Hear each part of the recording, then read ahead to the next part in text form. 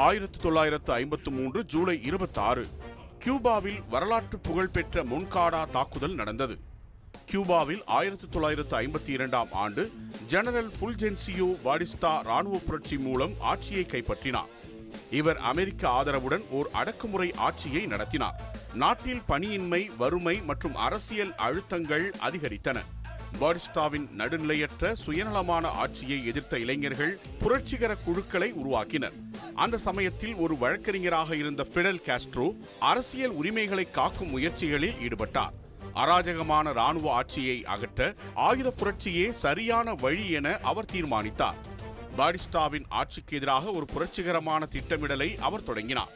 அவரது திட்டத்தின்படி 1953 ஜூலை 26 அன்று கியூபாவின் இரண்டாவது பெரிய ராணுவ முகாமான சாண்டியாகோவில் உள்ள மொன்காடா முகாம் மீது தாக்குதல் நடத்தப்பட்டது.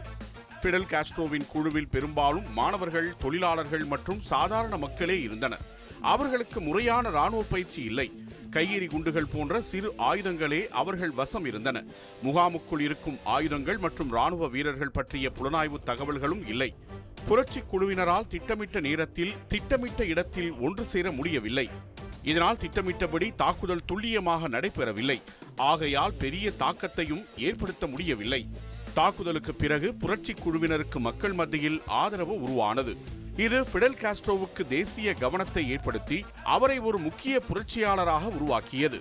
பிடல் காஸ்ட்ரோ கைது செய்யப்பட்டு நீதிமன்றத்தில் ஆஜர்படுத்தப்பட்டார்.